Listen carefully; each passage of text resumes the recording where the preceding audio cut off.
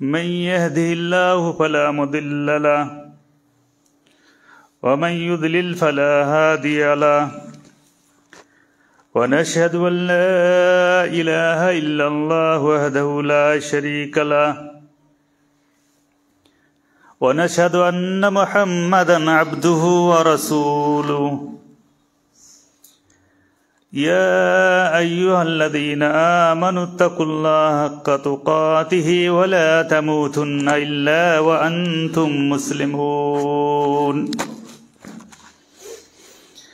يا أيها الناس اتقوا ربكم الذي خلقكم من نفس واحدة وخلق منها زوجها وبث منهما رجالا كثيرا ونساء واتقوا الله الذي تساءلون به والأرحام إن الله كان عليكم رقيبا يا أيها الذين آمنوا اتقوا الله وقولوا قولا سديدا يصلح لكم أعمالكم ويغفر لكم ذنوبكم ومن يطع الله ورسوله فقد فاز فوزا عظيما أما بعد فإن أصدق الحديث كتاب الله وأحسن الهدي هدي محمد صلى الله عليه وسلم وشر الأمور محدثاتها وكل محدثة بدعة وكل بدعة ضلالة وكل ضلالة في النار أعوذ بالله من الشيطان الرجيم بسم الله الرحمن الرحيم يوم نقول لجهنم هل امتلأت وتقول هل من مزيد وأزلفت الجنة للمتقين غير بعيد هذا ما توعدون لكل أواب حفيظ من خشي الرحمن بالغيب وجاء بقلب منيب ادخلوها بسلام ذلك يوم الخلود لهم ما يشاءون فيها ولدينا مزيد وكما أهلكنا قبلهم من قرن هم أشد منهم بطشا فنقبوا في البلاد هل من محيص إن في ذلك لذكرى لمن كان له قلب أو ألقى السمع وهو شهيد ولقد خلقنا السماوات والأرض في 6 أيام وما مسنا من لغوب فاصبر على ما يقولون وسبح بحمد ربك قبل طلوع الشمس وقبل الغروب ومن الليل فسبحه وأدبار السجود واستمع يوم ينادي المناد من مكان قريب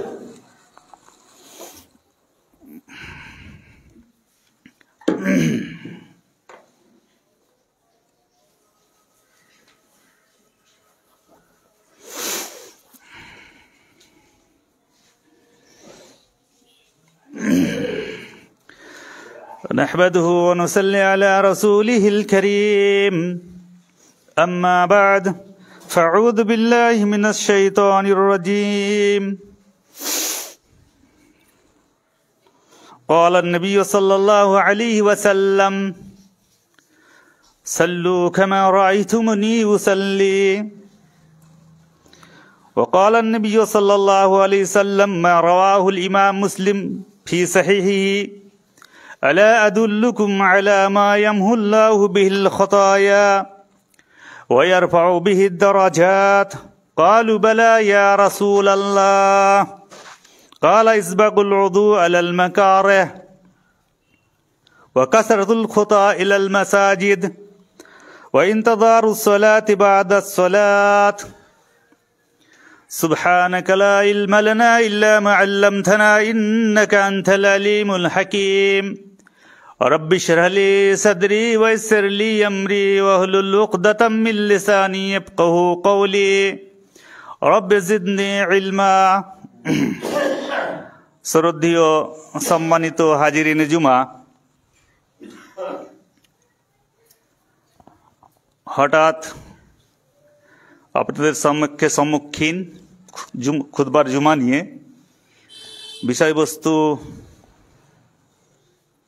বিষয়গুলো লম্বা। কিছু কিছু বিষয় আছে যেগুলো ধারাবাহিক আলোচনা হলে ভালো হয়। আমি হঠাৎ আপনাদের মেহমান, যে বিষয়টা নিয়েছি সেই বিষয়টা কোত্থেকে বলবো, কেমন করে বলবো পাওয়া যাচ্ছে না। তবু আমি নামাজের কিছু জরুরি মাসাইল নিয়ে আপনাদের সম্মুখে আলোচনা করার ইচ্ছা করেছি। আল্লাহ যদি তৌফিক দেন, ওয়া তৌফিকি ইল্লা বিল্লাহ। নবী মুহাম্মদ সাল্লাল্লাহু আলাইহি সাল্লাম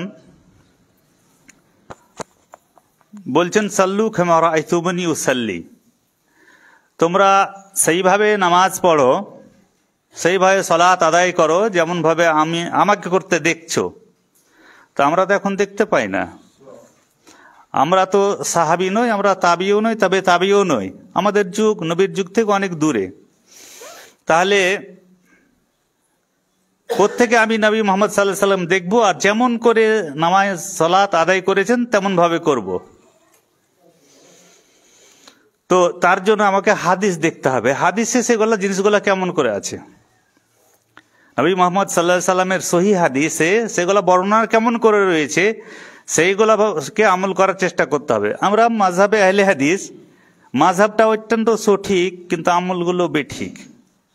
মাযহাবটা অত্যন্ত আমাদের সঠিক, যারা আমাদের বিপক্ষে আছে তারাও এই মাযহাবটাকে ভালো বলে, কিন্তু আমাদের আমলগণে আমাদেরকে খারাপ বলে। যেমন কি একটা কথা আমি বলতে হয় জিনিসগুলো আগে, কিন্তু আমি হঠাৎ তো তবু বলতে ভয় লাগে, তবু বলছি। যেমন কি অন্য দিনে আজান শুনবেন, এসে জুমার দিনে আজান যদি হতে লাগে 2 রাকাত পড়ে বসবেন। মাথায় একটু ধরেন, কানে কথাটা নেন আমার। অন্য দিনে আলাদা ব্যাপার, কিন্তু জুমার দিনে আসবেন তো আজান শেষ হবে সেই অপেক্ষাটা করবেন না।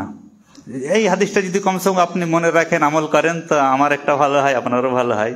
জুমার দিনে অপেক্ষা করবেন না, কারণ জুমার দিনে আজান শেষ হওয়ার পরই খাতা বন্ধ হয়। আজান চলছে, ইমাম যে বসে গেছে, তখন খুতবা শোনাটা খুব জরুরি। তা আজান শুরু হলে খাতা বন্ধ হয়ে যায়, তাহলে আপনি তাড়াতাড়ি ছেড়ে নেন আর খুতবা শুনতে পাবেন। আর খুতবা শুরু হওয়ার পর আর নামাজ পড়বেন না। যাকে একটা অন্য কথা একটা বলে দিলাম। তো নবী মুহাম্মদ সাল্লাল্লাহু আলাইহি সাল্লামকে যেমন করে নামাজ পড়তে দেখছি, সেরকম ভাবে নামাজ পড়তে হবে, সেরকম ভাবে সালাত আদায় করতে হবে। তো আমরা দেখবো কোথায়? দেখবো হাদিসে। দেখবো কোথায়? দেখবো হাদিসে। খুব অল্প সময়ে টুকিটাকি কিছু কয়েকটা কথা আপনাদের সাথে শেয়ার করার চেষ্টা করব। আমি মুসলিম শরীফের হাদিসটি পাঠ করেছি, 251 নম্বর হাদিসটি। প্রথমত, নবী মুহাম্মদ সাল্লাল্লাহু আলাইহি সাল্লাম নিজের সাহাবাদের কাছে অত্যন্ত জনপ্রিয়, আর সাহাবারা নবী মুহাম্মদ সাল্লাল্লাহু আলাইহি সাল্লামের কাছে অত্যন্ত প্রিয় পাত্র। যে কোনো জিনিস মুস্তফা না গুপ্তে তানা গুপ্তে জিবরিল, জিবরিল হরগিজ না গুপ্তে তানা গুপ্তে কিরদেগার। মুস্তফা তখন পর্যন্ত বলতেন না যতক্ষণ পর্যন্ত তাকে জিবরিল না বলতেন, আর জিবরিল হরগিজ বলতেন না যত পর্যন্ত তাকে নবী আল্লাহ তাআলা স্বয়ং না বলে দিতেন। ওমা ইয়ানতিকু আনিল হাওয়া ইন হুয়া ইল্লা ওয়াহয়ুন ইউহা। সূরা নাজমে আল্লাহ তাআলা বলছেন যে যখন জিবরিল মারফত নবীকে ওহী হয়, তখন নবী মুহাম্মদ সাল্লাল্লাহু আলাইহি সাল্লাম সাহাবাদেরকে বলে দিতেন। তো কোনো একটা আমল যেন ছুটে না যায়, কোনো নেকির কাম থেকে আমার সাহাবারা যেন পিছপা হয়ে না যায়, পিছিয়ে না পড়ে যায়, এই ধ্যান খেয়ালটা সবসময় নবী মুহাম্মদ সাল্লাল্লাহু আলাইহি সাল্লাম রাখতেন। একদা বলছেন, আলা আদুল্লুকুম আলা মা ইয়ামুল্লাহু বিল খাতায়া ওয়া ইয়ারফাউ বিহি দারাজাত। হে সাহাবারা, এ সাঙ্গ সাথীরা, তোমাদের কি এমন একটা আমল কি বলে দিব না?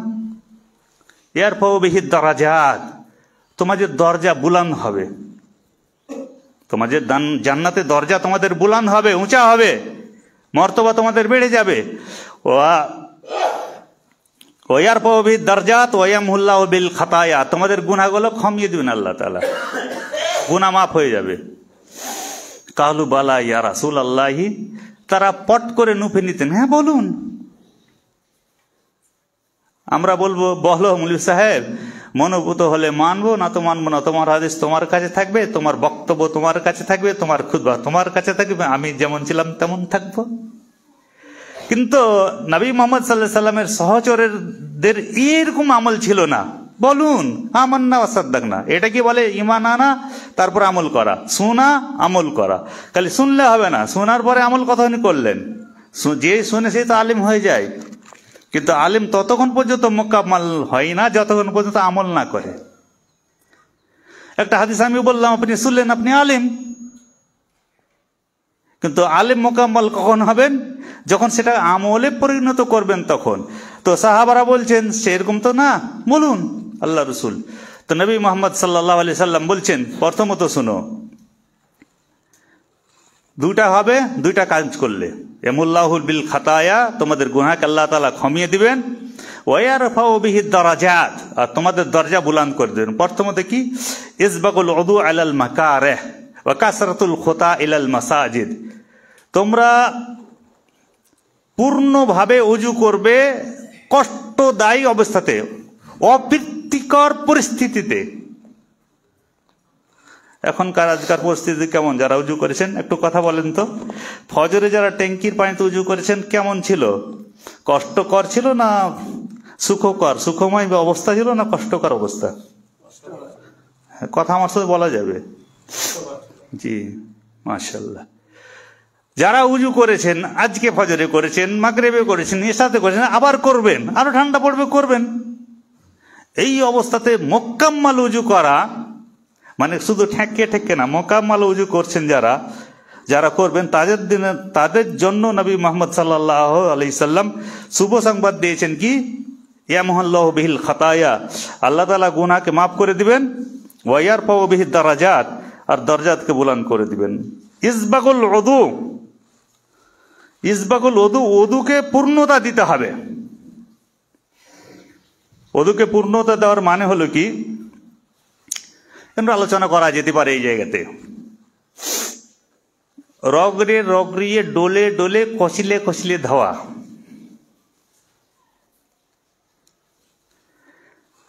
আচ্ছা, উজু কয়বার করে ধুলে হবে জানেন আপনারা? মনে হয় জানেন, ইনশাল্লাহ। আমি একটু আলোচনা করি, যে কিছু আলোচনা করছি। উজু একবার করে ধুলে হবে,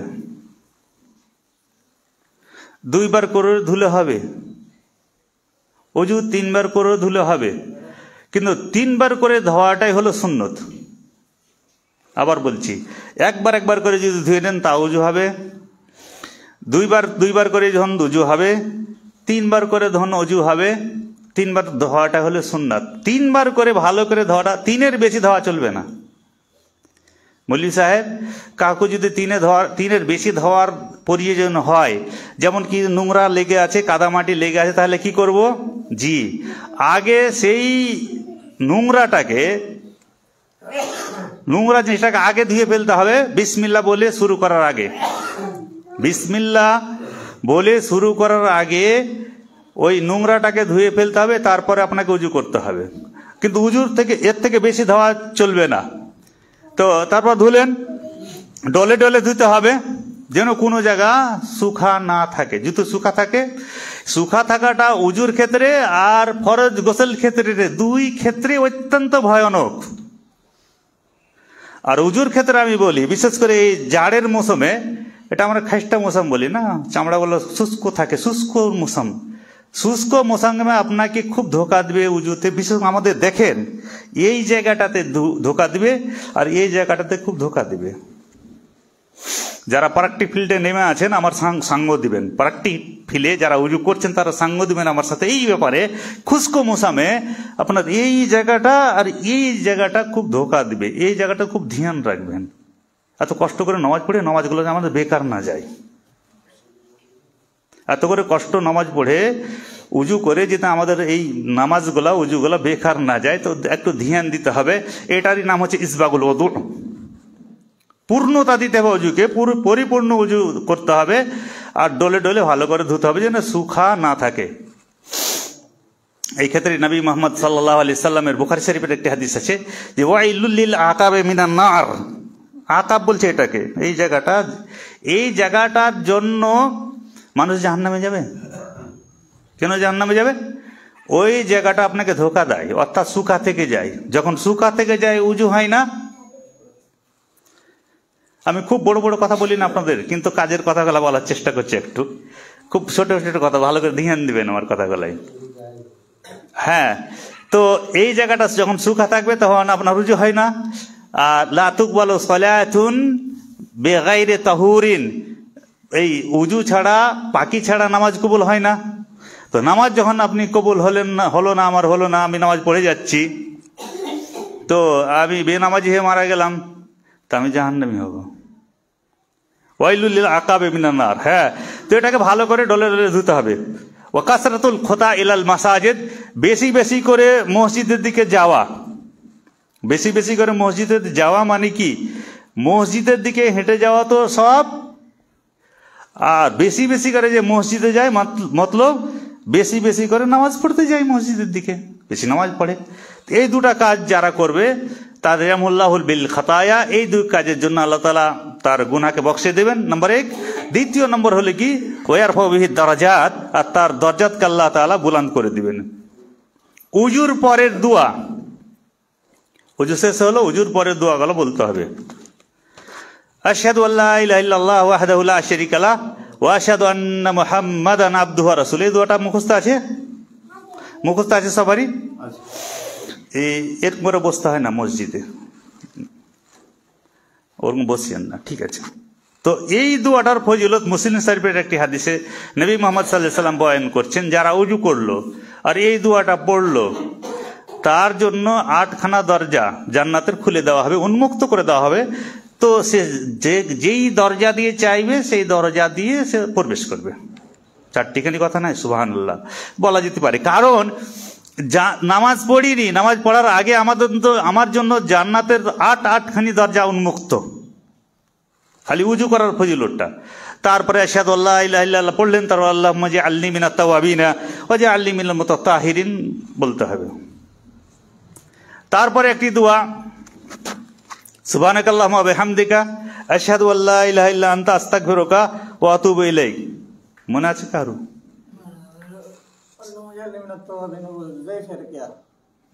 জেব নেই, ঠিক আছে।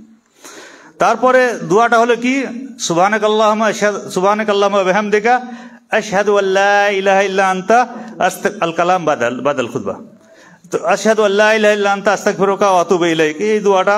তারপরে ইমাম তিরমিজি এটাতে কথা বলতে পারেন, এই হাদিসটাতে ইমাম তিরমিজি একটি আল আমালুল্লাইল একটা বই আছে ইমাম তিরমিজির, ওই বইটাতে একটা দোয়া লিখেছে, এটাতে বলতে পারেন জয়ীব, এটা জয়ীব বলছে কেউ, জয়ীবটা মুনকাতা ইনকাতা আছে হাদিসটাতে, বলছে ওই আল্লাহুম্মা গফিরলি যামবি ওয়াসলি ফি দারি ওয়া বারিক লি ফি রিজকি, এই দোয়াটা এটাতে বলতে পারেন আপনি। কিন্তু এই দোয়াগুলো সব সহি, এগুলো পড়তে হবে আপনাকে। এবার সময় হলে আমাকে বলবেন। এবার মসজিদমুখী হয়ে গেলাম আমি, এবার মসজিদমুখী হয়ে গেলাম, মসজিদে যাচ্ছি, মসজিদে দোয়া বলবেন, যে দোয়াটা আছে আল্লাহুম্মা ইফতাহলি। তারপর মসজিদে যে যাব, এই বাড়ি থেকে বেরিয়েছি, ওখান থেকে বেরিয়েছি, মসজিদে যাব, তো কেমন করে যাব শুনেন। নামাজটা হচ্ছে একটা মুনাজাত, মুনাজাত মানে বন্ধুর সাথে সাক্ষাৎ আলাপ। আল্লাহ তাআলা আমাদের বন্ধু, তার সাথে আমরা সাক্ষাৎ আলাপ করতে যাচ্ছি, বের হচ্ছি। তো বন্ধুর সাথে যদি বেরোই, তো কিছুদিন আগে থেকে প্রস্তুতি নিয়ে, বন্ধু ভালো তারিখে আসবে, নতুন কাপড় টাপড় একটা সেলাই করি, যেই কাপড়গুলো আছে সেই কাপড়গুলো ধুয়ে ধায়ে ইস্ত্রি প্রেস করে নিয়ে একটু সুগন্ধি নাকি দিই, চুল দাড়ি মোচ খারাপ আছে নাকি সেগুলো সুন্দর করে নিই, বন্ধু যেন আমার খুঁত না ধরতে পারে, বন্ধু যেন আমার শরীরে কোনো খুঁত না ধরতে পারে, বন্ধুর সাথে সাক্ষাৎ আলাপ হবে, বন্ধু যেন ভালোবাসেন। তাই মিসওয়াক করে নিলাম, খুশবু লাগিয়ে নিলাম। আর যখন আসবো তখন মসজিদের দিকে, বিশেষ করে মসজিদের কাছে এসে দৌড়াদৌড়ি করতে লাগি। এটা অনেকের ভিতরে আছে। আমরা মাদ্রাসাতে পড়াই, মাদ্রাসার ছাত্ররা দৌড়িয়ে কাঁপতে এসে জামাত ধরে, কেন ছুটে গেছে, ছুটলে আর বকাবকি করবে, শিক্ষকেরা বকা দিবে, তাই খুব তাড়াতাড়ি আসে। তো আমরা বড়রাও তাই করি, এই জিনিসটা করতে হবে না। সহিহ বুখারীর হাদিস, হাদিস নম্বর 635, একটা হাদিস পড়ছি, বাইনামা নাহনু নুসাল্লি মা রাসূলিল্লাহি সাল্লাল্লাহু আলাইহি ওয়াসাল্লাম ইযা সামিআ জালবাত রিজালিন ফালাম্মা সাল্লা ক্বালা মা শানুকুম ক্বালু ইস্তাজালনা ইলা সালাত ক্বালা ফালা তাফআলু ইযা আতাইতুমুস সালাতা ফাআলাইকুম বিস-সাকিনা ফামা আদরাকতুম ফাসাল্লু ওয়া মা ফাতাকুম ফাতিম্মু। নবী মুহাম্মদ সাল্লাল্লাহু আলাইহি ওয়াসাল্লাম এর সাথে আমরা নামাজ পড়লাম। রাবি বলছেন নামাজ পড়ার পরে জটলা দেখছে এক জায়গাতে, হই হুল্লোড়, এরকম একটা যেন আলোচনা হচ্ছে। তো নবী মুহাম্মদ সাল্লাল্লাহু আলাইহি ওয়াসাল্লাম বললেন, মা শানুকুম, কি হয়েছে হে, তোমরা কিসের আলাপ করছো, কি ব্যাপার, কানাফুসি ঘুসুর ঘুসুর জটলা বেঁধে কি করছো? তো তারা বলল কি ইস্তেজালনা ইলা সালাত, আমাদের মধ্যে কেউ কেউ তাড়াতাড়ি নামাজে এসেছে, তাড়াতাড়ি হাঁপতে কাঁপতে নামাজে এসেছে, দৌড়িয়ে, এমন করে দৌড়িয়ে এসেছে যে জুতো চাপ্পাল নিজেরটাও ঠিক নাই, কারোটাও ঠিক নাই, মানে ও পা দিয়ে খুঁজে দিয়েছে। এরকম হচ্ছে তো। আমি বলছি জিনিসগুলো খুব ছোট ছোট, কিন্তু হাদিস থেকে বলছি কথাগুলো, জিনিসগুলো ছোট ছোট কিন্তু হাদিস থেকে আছে। তো আল্লাহ নবী সাল্লাল্লাহু আলাইহি সাল্লাম বললেন, ফালা তাফালু, এরকম করিও না তোমরা, হে তোমরা এরকম করো না।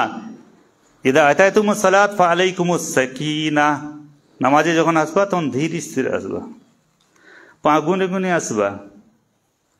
আচ্ছা, প্রত্যেক পায়ে পায়ে নেকি হবে, তো যদি আমরা প্রত্যেক পায়ে নেকি হবে যদি জানতে পারি বা জানছি, তাহলে পাটাকে ভালো করে তো উঠা উচিত। আর এই জায়গাতে সুবহানাল্লাহ আলহামদুলিল্লাহ বলতে পারা যেতেই পারে, জিকির আজকার করতে করতে যেতে আসি, গল্প গুজব না করে, তাড়াহুড়ো করে না করে ধীরে স্থিরে যেতে আসি, তো আমরা নেকি পাচ্ছি। তো ইদা আতাইতুমুস সালাত ফাআলাইকুমুস সাকিনা, তোমরা শান্তভাবে আসবে।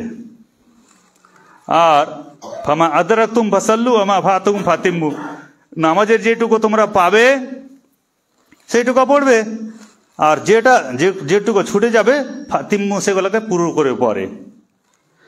তো এখানে নামাজ শুরু হয়ে গেল, নামাজে চলে আসলাম। আমি এই বই পড়ছিলাম, সিফাতু সালাতিন নবী সাল্লাল্লাহু আলাইহি সাল্লাম মিনাত তাকবীর ইলা তাসলিম কাআন্নাকা তারাহা, আলবানী সাহেবের একটা লেখা বই আছে, বইটার নাম যেটা বললাম আমি। উনি এখানে এই যে নামাজ শুরু করবেন অনেকটা দোয়া বয়ান করেছেন, 12খানা দোয়া বয়ান করেছেন। নামাজ শুরু করার আমরা কি বলছি, সেটাকে সানা বলছি, আসলে সানা বলা না, ওটা হলো উদ্বোধনী দোয়া। আমি সানা বলি না, কি বলছি আমি, উদ্বোধনী দোয়া, দোয়ায়ে ইস্তিফতাহ, দোয়ায়ে ইস্তিফতাহ, নামাজ শুরু করার দোয়া অনেক বলেছেন। তো এই যে আমরা আসলাম মসজিদে, কাউকে দেখবো ওখান থেকে রুকু শুরু করে দিয়েছে, মানে দূর থেকে রুকুতে ধরার জন্য আগে থেকে ছাপড়া চাপড়ি শুরু, এরকম না। এখানে একটা কথা আছে, কিছু কথাগুলো আমি আপনাদের সামনে শেয়ার করছি হাদিস থেকে। নবী মুহাম্মদ সাল্লাল্লাহু আলাইহি সাল্লামের একটা হাদিস, বুখারী শরীফের হাদিসটি 783 নম্বর হাদিস, আন্নহু ইনতাহালা নবী সাল্লাল্লাহু আলাইহি সাল্লাম ওয়া হুয়া রাকিউন ফারাকা কাবলা আন ইয়াসলা ইলা সাব, এক সাহাবী এই কাতারে যাওয়ার আগে রুকু করে দিয়েছে, তাড়াহুড়া করে, আমরা এমন তাড়াহুড়া করে আছি, রুকু করে দিয়েছে।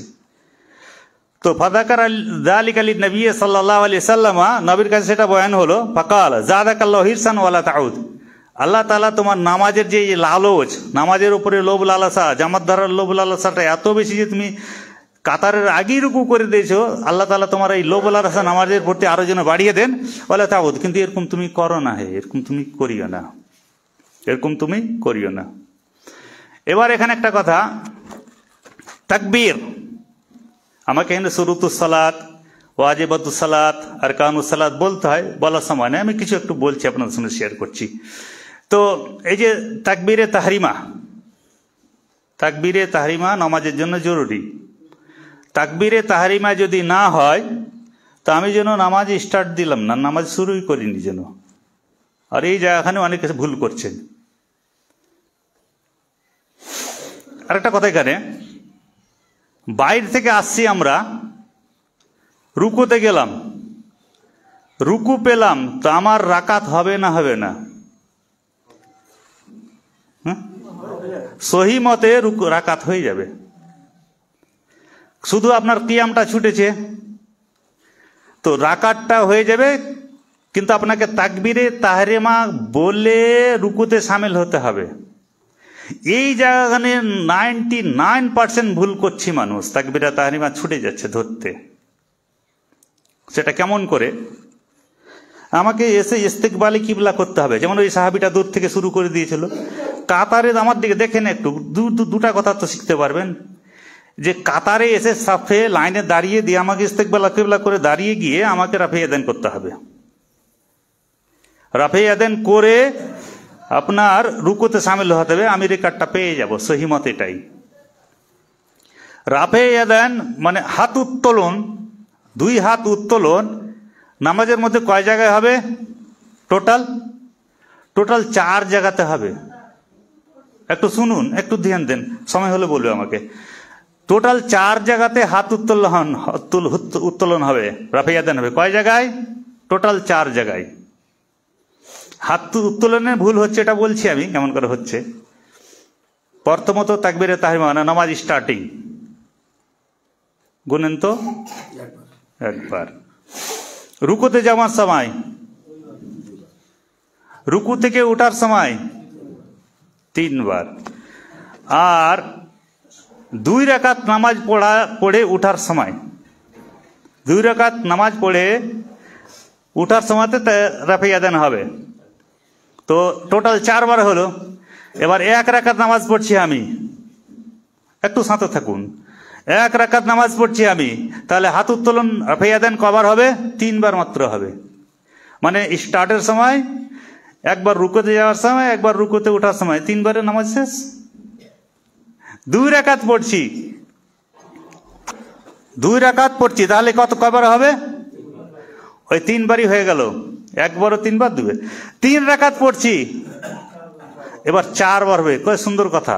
মানে এখানে একটা তাশাহুদ আছে, তো আত্তাহিয়াত বলে যখন উঠবো তখন একবার, তো 4 বার। তাহলে 5 রাকাত যদি পড়ি, তাহলে 4 রাকাত যদি পড়ি, তাহলে 10 বার হবে হাত উত্তোলন। এই রাফে ইয়াদানটা নবী মোহাম্মদ সাল্লাল্লাহু আলাইহি ওয়াসাল্লামের হাদিস থেকে একটু বলি, যে নবী মোহাম্মদ সাল্লাল্লাহু আলাইহি ওয়াসাল্লাম রাফে ইয়াদান, আমি নামাজের সময় আমি দেখি আমাদের আহলে হাদিস, যেখানে আমি বললাম কি আমরা আহলে হাদিস, আমার মাযহাবটা খুব ভালো, কিন্তু আমাদের আমলগুলা ঠিক হচ্ছে না। 99% লোকের রাফে ইয়াদান হয় না। হয়তো কোনো অন্য জামাতের দেখে প্রভাবিত, না তো ওই ছেলেটা অন্য ছেলের সাথে ঘুরে, অন্য নামাজির সাথে ঘুরে, না তো অন্য মসজিদে নামাজ পড়ে বেশি, দেখে ও দুবিধায় পড়ে যায়। यहाँ करेंगे यहाँ वहां करेंगे, ऐसे करेंगे वैसा करेंगे, ये तो ऐसे करते हैं, ये तो ऐसे बताते हैं, चलो बीच बीच में कर लेते हैं। মানে এরকম পরিস্থিতি কি চলো বিচো বিচ कर लेते हैं, না इधर का ना उधर का, এরকম হচ্ছে। তো হাদিস নাম্বার আমি 735 বুখারী শরীফের হাদিস। এই হাদিসগুলো এখন আমি সার্চ করলাম। আন্না রাসূলুল্লাহ সাল্লাল্লাহু আলাইহি সাল্লামা কানা ইয়ারফাউ ইয়াদাইহি, 2 হাত উত্তোলন করতেন। ইয়ারফাউ ইয়াদাইহি, 2 হাত উত্তোলন করতে, দা কাব হাজওয়া মানকাবা, এটা সহিহ হাদিস। হাজওয়া মানকাবা এই কাঁধ বরাবর, এই কাঁধ বরাবর, এই কাঁধ বরাবর হাত উঠাতে গেলে, যেমন কি আপনার ফৌজি আর এরা যারা ট্রেনিং নাই, ট্রেনিং প্রাপ্ত তারাই লেফট রাইট করতে পারে, ওরকম আপনাকে ট্রেনিং নিতে হবে। সোজা কথা, ট্রেনিং যদি না থাকে কমসে কম কাউকে দেখাতে, ভাইয়া আমার রাফে ইয়াদান হচ্ছে কিনা, আমি যে হাতটা উত্তোলন করলাম, হাতটা উঠালাম, আমার কাঁধ থেকে বেশি হচ্ছে নাকি। একটা হাদিস আছে, ওই হাদিসটাতে একটু কালাম আছে, কি কোনো সময় বলছে সাহামাতা ওজনা হে, একটা হাদিস আছে কিন্তু হাদিসটা একটু কমজোর। সাহামাতা ওজনা, এই কান কি ল তাক, উর্দু যেটাকে ল বলে, যেখানে মাখুড়ি দেয় মেয়েরা, এখান পর্যন্ত, কিন্তু এখান সহি না, এটাই যথেষ্ট। এই কাঁধ বরাবর, কাঁধ বরাবর যদি হাত উঠান কাউকে দেখাতে হবে। সোজা কথা, কাঁধ বরাবর দেখাতে হবে কাউকে, আমার হাতটা উপরে যাচ্ছে নাকি, চলে যাবে উপরে, চলে যাবে উপরে, চলে যাচ্ছে কাঁধের থেকে উপরে। কানের ল যদি যান তাহলে ঠিক আছে, কিন্তু যদি কাঁধ বরাবর যদি করেন তাহলে এইটা কাউকে দেখাতে হবে কি আমার হচ্ছে কি না, উপরে চলে যাচ্ছে নাকি। তো নবী মুহাম্মদ সাল্লাল্লাহু আলাইহি ওয়াসাল্লাম কানা ইয়াদাইহি হাজওয়া মানকাবা, কাঁধ বরাবর হাত উত্তোলন করতেন। ইদা ইফতাহ সালাত, ওই তাকবীরে তাহরিমার সময়তে, ওয়াইদা কাব্বারা লির রুকু, যখন আল্লাহু আকবার বলতেন রুকুর জন্য, ওয়াইদা রাফা রাসুহু মিনার রুকু, আর রুকু থেকে যখন হাত উত্তোলন করতেন তো এরকমভাবে উঠাতেন। তো এই আচ্ছা ঠিক আছে, তো এই জিনিসগুলোর দিকে আমাদের ধ্যান দিতে হবে। আমি হঠাৎ আপনাদের খতিব, আজকে হঠাৎ যাকে উক্টা মারা খতিব বলে, তা আমি কোন বিষয়ে বলবো কি বলবো, দুই একটা কথা ছোট ছোট কথাগুলো বলার চেষ্টা করলাম, হাদিস থেকে বলার চেষ্টা করলাম। যদি কারো ভুল ভ্রান্তি থাকে তো শুধরিয়ে নিবেন। কেউ যদি একজন শুধরিয়ে নেন আর আমল করতে লাগেন তাহলে আমার খেলাফতে হয়ে গেল। আর বিশেষ এমন বিষয় এটা যে জ্বলন্ত বিষয়, সব দিন বলতে হবে, সব বাকি বলতে হবে, সবাইকে শুনতে হবে। তো এই বিষয়টা নিয়ে একটু আলোচনা করলাম। তো অনেক আছে, বিশেষ করে তকবীরে তাহরিমাটা একটা কথা একটা বলে দিই। নামাজ যখন আসবেন আপনারা সালাতে সামিল হবেন, বিনা তাকবীরে তাহরিমাতে নামাজে সামিল হবেন না। ওটা কেমন করে? হাজি সাহেব আসলেন, দেখছেন কে সবাই বসে আছেন মসজিদে, নামাজ পড়ছে, মানে বসে গেছে, বসা অবস্থায় আছে তারা, জামাতটা বসে গেলেন উনি, সুবহানাল্লাহ সুবহানাল্লাহ আল্লাহ আকবরের কাছে টিকবে না। এখানে সুবহানাল্লাহ সুবহানাল্লাহ আল্লাহ আকবরের কাছে টিকবে না, এখানে আল্লাহ আকবার বলতে হবে। আর বলতে হবে কেমন করে? ইস্তিকবালে কিবলা, কিবলামুখী হয়ে নিজের জায়গাতে দাঁড়িয়ে আল্লাহ আকবার বলে, যেমন করে রফাইয়াদানটা বললাম, হাজওয়া মানকাবাহ, এই কাঁধ বরাবর হাত উঠে আল্লাহ, ওই অবস্থাতে সামিল হতে হবে। এটা হলো তাকবীরে তাহরিমা। একটা হাদিস আছে, তাহরিম হত তাকবীর ও তাহলিল হত তাসলিম। যখন আল্লাহ আকবার বললেন তখন সব হারাম হলো, আর আসসালামু আলাইকুম ওয়া রাহমাতুল্লাহ তো হালাল হয়ে গেল। তো তাকবীরে তাহরিমা অত্যন্ত জরুরি। অনেকে ভুল করেন, আমাদের মতো আলেম ওলামারা ভুল হয়, আমাকে আপনি বলে দিবেন, আমি আপনাকে বলে দেবো, এটা কোনো নির্দ্বিধায় মেনে নিতে হবে। আমার যদি ভুল হয় এইভাবে বলে দেবে, আপনার ভুল হয় আমি বলে দেবো, বাস এটা তো নিয়ম হলো কি? তাহলে আপনার এই শিক্ষা দীক্ষাটা আমাদের চলতে থাকবে। আমাদের নামাজের মধ্যে অনেক ভুল ত্রুটি রয়েছে। আল্লাহ তাআলা যেন সবাইকে শুধরিয়ে, আল্লাহ নবী যেমন করে নামাজ পড়েছেন, নামাজ পড়তে বলেছেন, সেমন করে নামাজ পড়ার তৌফিক দেন। আর আমাদের এই টুটি ফুটি নামাজ যেন আল্লাহ তাআলা কবুল করেন, বলেন আমিন। আকুলু কাউলি হাযা আস্তাগফিরুল্লাহ লি ওয়া লাকুম ওয়া লিসাইরিল মুসলিমিন ওয়া আলহামদুলিল্লাহি রাব্বিল আলামিন।